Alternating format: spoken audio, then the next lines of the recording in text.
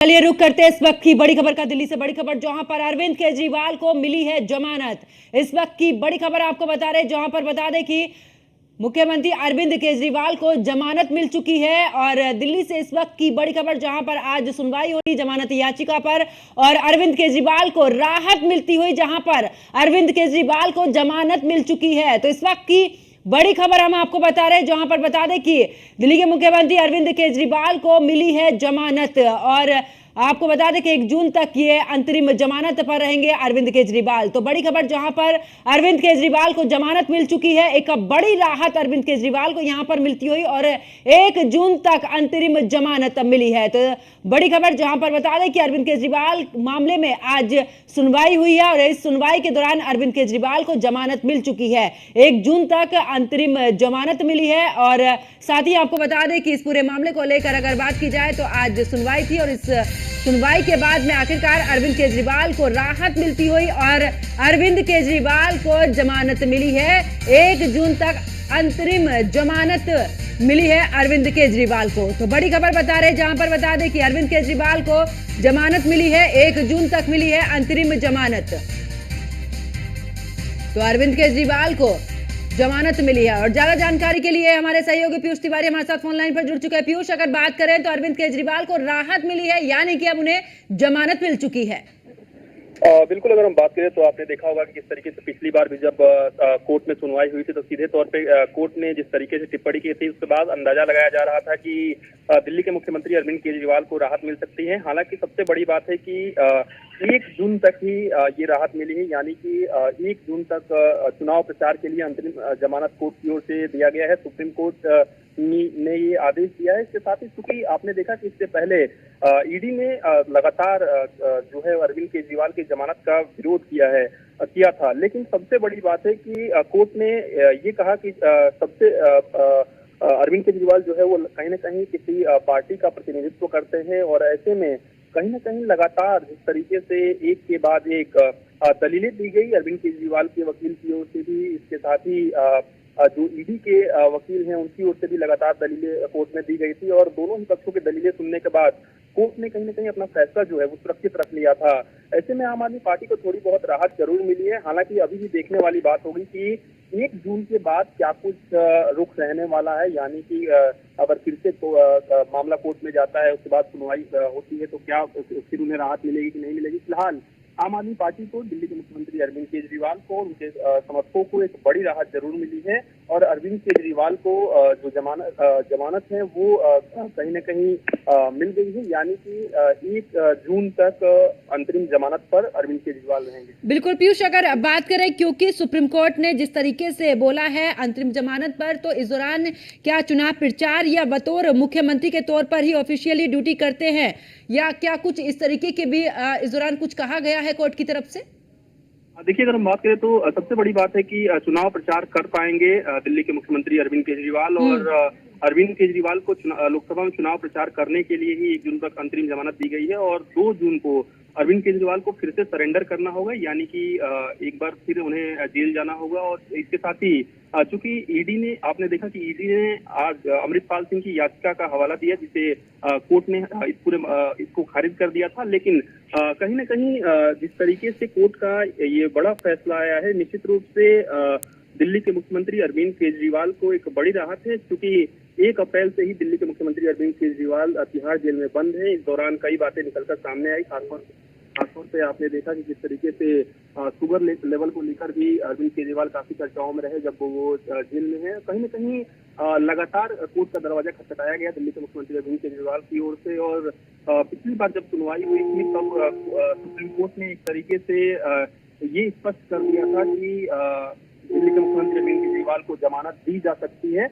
हालांकि ये जो जमानत है वो अंतरिम जमानत है और 1 जून तक ही ये अंतरिम जमानत दिल्ली के मुख्यमंत्री अरविंद केजरीवाल को दी गई है। और इस दौरान अरविंद केजरीवाल लोकसभा में चुनाव प्रचार कहीं न कहीं कर पाएंगे, यानी कि अपने प्रत्याशियों के लिए वोट मांग पाएंगे। इसके साथ ही वो दिल्ली से बाहर भी जाकर अपने प्रत्याशियों की कैंपेनिंग के ऊपर कोई रिस्ट्रिक्शन नहीं है, वो क्या कह सकते हैं या क्या नहीं कह सकते हैं उस पर कोई रिस्ट्रिक्शन इम्पोज नहीं की गई है। जबकि जब ऑर्डर भी प्रोनाउंस किया जा रहा था तब भी ईडी ने रिक्वेस्ट किया कि कोई रिस्ट्रिक्शन डाली जाए, लेकिन कोई रिस्ट्रिक्शन नहीं दी गई है। और 2 जून को उन्हें 2 जून तक की ये मोहलत दी गई है इंटरिम बेल की। अब मैं अंग्रेजी में बोलता हूं। आज से लागू होगी। और अभी जितना ओरली बोला गया है, ओरली ऑर्डर में और कोई कंडीशन नहीं है, लेकिन हमें लिखित ऑर्डर देखना होगा कि और कोई कंडीशन है या नहीं है, पहली बात। दूसरी बात, इस ऑर्डर जब ये अपलोड हो जाएगा और अवेलेबल हो जाएगा, इसके बेसिस पे ट्रायल कोर्ट रिलीज का ऑर्डर पास करेगा। हम कोशिश करेंगे कि जल्द से जल्द आज ही हो जाए। वो हमारी कोशिश रहेगी कि अरविंद जी आज ही रिलीज हो जाए, वो जल्द से जल्द रिलीज हो जाए और आज ही रिलीज हो जाए। इंग्लिश में बोल। Today at 2 p.m. the bench in court 2 assembled for this matter, and it pronounced a very short oral order. We have not yet seen the written order, which will be uploaded in the course of the day as we understand. And in that oral order, the court indicated that they are granting interim release / bail to Mr. Arvind Kejriwal, and that order of interim release will be operable up till 2nd of June, that is during the election process. And there is no restriction on his campaigning as to what he can say, what he cannot say while he is out in these 20-22 days. Any further aspect, we'll have to see the order and then only comment. So when do you think he'll be released? We are anticipating that the order should be getting uploaded quickly. We'll obviously move for release today itself. We'll try for the release today itself, and we hope that it should happen today itself. Thank you.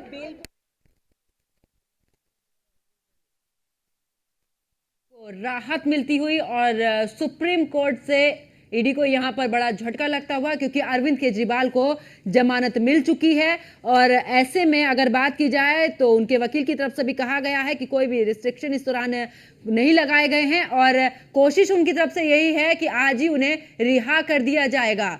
उनकी तरफ से पूरी कोशिश है कि आज ही उन्हें रिहा कर दिया जाए। और आपको बता दें कि चुनाव प्रचार भी कर सकेंगे अरविंद केजरीवाल, कोई किसी भी तरीके की पाबंदी जो है वो नहीं लगाई है।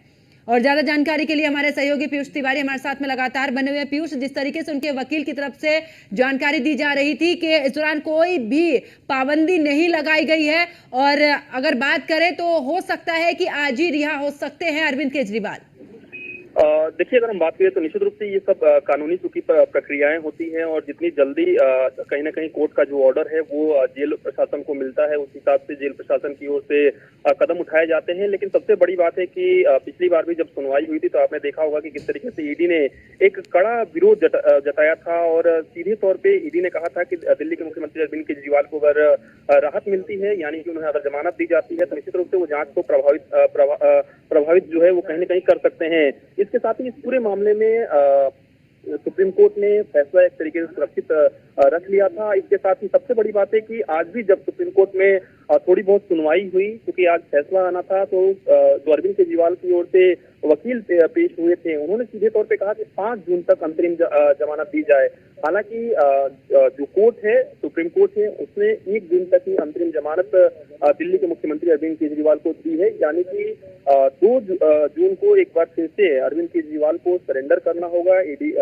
और कहीं ना कहीं फिर से उन्हें जेल जाना होगा। इसके साथ ही चूंकि सुप्रीम कोर्ट की अगर हम बात करें तो लगातार एक के बाद एक सुनवाइयां हुई और ईडी ने न सिर्फ अंतरिम बेल का विरोध किया था, बल्कि पूरा चार्जशीट दाखिल कर केजरीवाल और आम आदमी पार्टी को भी घेरने का पूरा प्लान ईडी ने किया था और ईडी की ओर से दलीलें उस तरीके से दी गई थी। इसके साथ ही ईडी ने लगातार ये भी कहा कि अरविंद केजरीवाल की भूमिका इस पूरे मामले में है और इसके साथ ही तमाम अन्य जो आरोपी हैं उनसे भी पूछताछ हो रही है। तो निश्चित रूप से दिल्ली के मुख्यमंत्री अरविंद केजरीवाल को थोड़ी बहुत राहत बीजेपी को और फासिस्ट फोर्सेस को शिकस्त देने के अग्रगणी पंक्ति में होंगे। धन्यवाद।